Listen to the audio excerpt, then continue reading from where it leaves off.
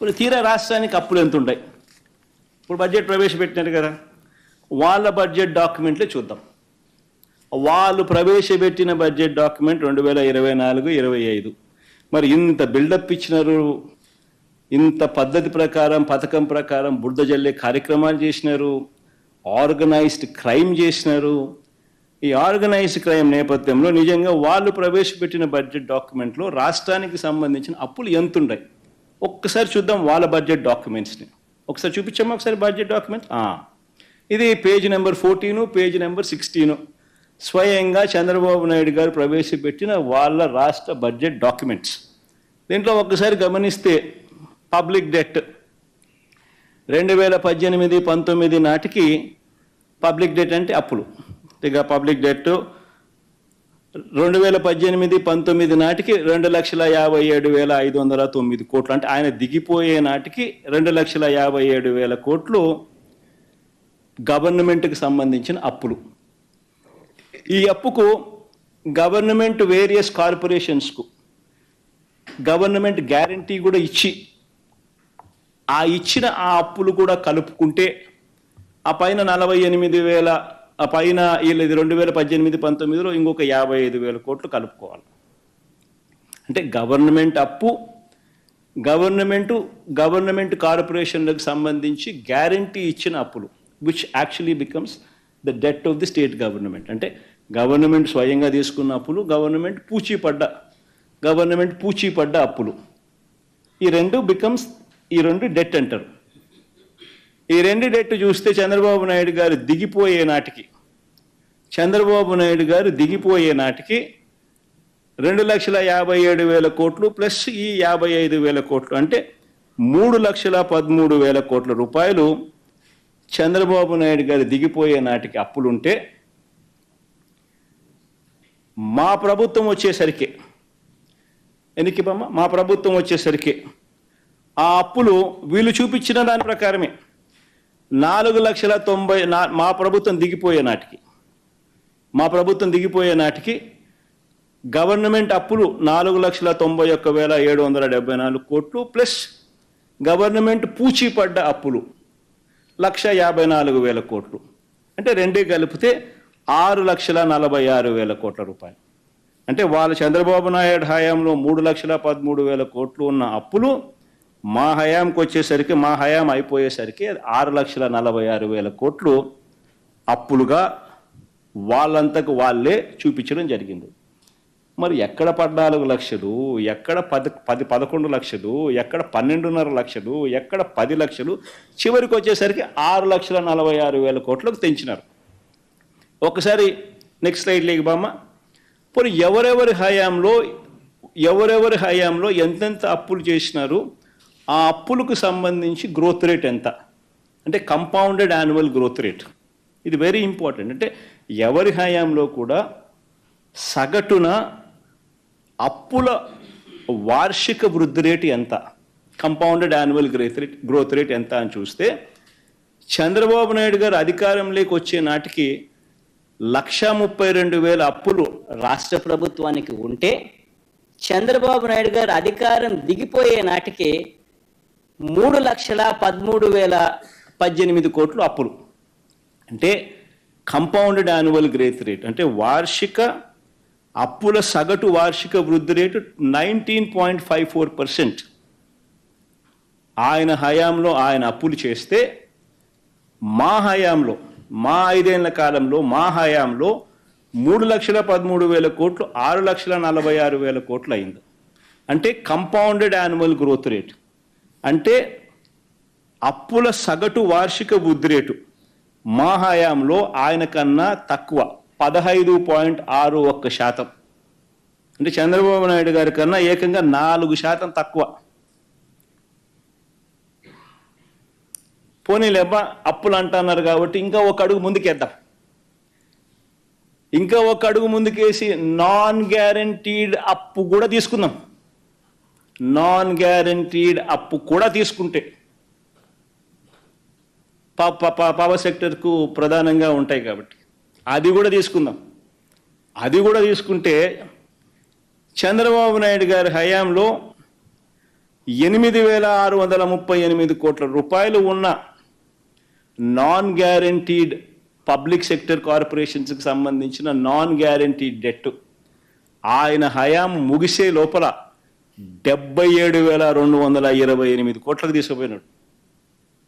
డిస్కాములన్నీ, power sector corporations, డిస్కాములు ప్రధానంగా 77,228 కోట్లు తీసుకుపోయిన non guaranteed debt 54.98% పెరిగింది. మేము డిస్కాములను కాపాడడానికి public sector corporations non guaranteed liabilities అయినా కూడా దానిని తగ్గించే కార్యక్రమం మేము చేసినాం. మా హయాంలో 0.48% మైనస్, అంటే 77,000 కోట్లు ఉంటే దాన్ని 75,386 కోట్లకు తగ్గించడం పెరక్కపోగా. తీరా ఈ గవర్నమెంట్ డెట్ ఒక్కసారి చూస్తే గవర్నమెంట్ అప్పు, గ్యారంటీడ్ అప్పు, నాన్ గ్యారంటీడ్ అప్పు అన్ని కేటగిరీస్లో కూడా చూస్తే చంద్రబాబు నాయుడు గారు ఎక్కే నాటికి 1,40,000 కోట్లు, చంద్రబాబు నాయుడు దిగే నాటికి 3,90,000 కోట్లు, అంటే కంపౌండెడ్ యాన్యువల్ గ్రోత్ రేట్ 22.63%. మా హయాంలో 3,90,000 కోట్లు కాస్త 7,21,000 కోట్లు అయింది. అంటే కంపౌండెడ్ యాన్యువల్ గ్రోత్ రేట్ 13.57%.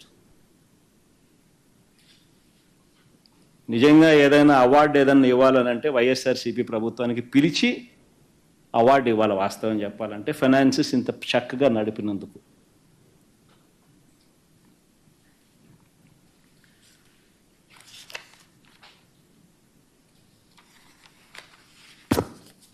నేను ఒకటే అడుగుతా ఉన్నా, మళ్ళీ వీళ్ళు ప్రచారం చేసినట్టుగా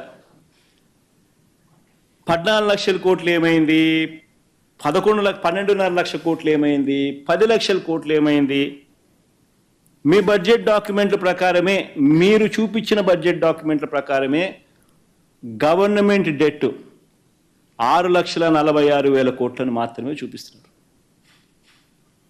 మరి 6,46,000 కోట్లు మాత్రమే ఉందని చెప్పి మీ గవర్నమెంట్ డాక్యుమెంట్లలో మీరే చూపించగా, మరి ఇవన్నీ ఇంతకు ముందు చేసిన ప్రచారాలు దుష్ప్రచారాలే కదా. మరి ఆ మాదిరిగా చేయడం ధర్మమేనా? మరి ఎవరి పాలనలో రాష్ట్రం శ్రీలంక అయిపోయింది? అప్పురత్న అన్న బిరుదు ఎవరికి ఇవ్వాలి? కంపౌండెడ్ యాన్యువల్ గ్రోత్ రేట్ ఆయన హయాంలో 22.63%, మా హయాంలో 13.57%. ఎవరికి ఇవ్వాలి బిరుదు? కొన్ని గవర్నమెంట్ డెట్ వాళ్ళ బడ్జెట్ డాక్యుమెంట్ ప్రకారం తీసుకున్న కంపౌండెడ్ యాన్యువల్ గ్రోత్ రేట్ 19.54%, మా హయాంలో 15.61%. కొన్ని ఎవరికి ఇవ్వాలా? అప్పురత్న అనే అవార్డు ఎవరికి ఇవ్వాలా? రాష్ట్రం శ్రీలంక ఎవరి హయాంలో అయ్యింది? అది ఎవరుంటే అయ్యే అవకాశాలు ఎక్కువ? అది బెటర్ క్వశ్చన్, ఎందుకంటే ఎట్లా కాలా. కానీ అయ్యింది అని చెప్పి గంభీరంగా ప్రచురణ. ఎందుకు? Super 6 ఇవ్వాలి, Super 7 ఇవ్వాలి. ఆ ప్రచురణ లేకపోతే సో రాష్ట్రం క్లిష్ట పరిస్థితిలో ఉన్నాయి అని చెప్పి చెప్పక తప్పదు. ఇంకా అన్నిటికన్నా గుర్తుపెట్టుకోవాల్సింది ఏం తెలుసా? మా 6,46,000 కోట్లు ఏదైతే 3,13,000 కోట్లు వాళ్ళ హయాంలో, వాళ్ళ బడ్జెట్ డాక్యుమెంట్స్లో వాళ్ళ హయాంలో 1,32,000 నుంచి 3,13,000 కోట్లకు చంద్రబాబు నాయుడు ఏదైతే తీసుకొని పోయాడో, ఆ 3,13,000 కోట్ల నుంచి మేము ఏదైతే 6,46,000 కోట్లకు మేము ఏదైతే తీసుకొని పోయామో అది కూడా సగటు యాన్యువల్ గ్రోత్ రేట్,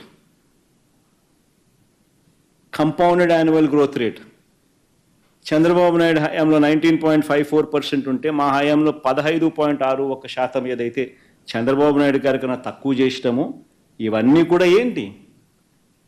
2 సంవత్సరాలు కోవిడ్ ఉన్న పరిస్థితుల మధ్య ఈ పర్ఫార్మెన్స్ మాకు ఎందుకు అవార్డు ఇవ్వాలి అని అంటే 2 సంవత్సరాలు కోవిడ్ ఉన్నా కూడా చంద్రబాబు కన్నా బెటర్ పర్ఫార్మెన్స్ ఇచ్చినాం. కోవిడ్ వల్ల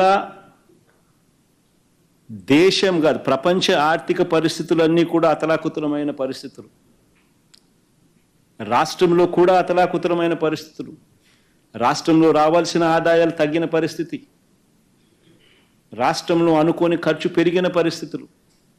ఇన్ని నేపథ్యంలో కూడా చంద్రబాబు నాయుడు కన్నా బెటర్ పర్ఫార్మెన్స్ ఇస్తూ ఉన్న డేటా.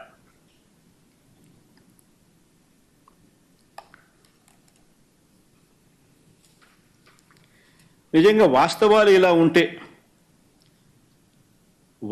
ఇలా ఉంటే చంద్రబాబు నాయుడు గారు అబద్ధాలు ఎక్కడా కూడా ఆపరు. ఇంకా ఎక్కువ అబద్ధాలు తాను చెప్పుకుంటూ పోయే ప్రయత్నమే చంద్రబాబు చేస్తాడు.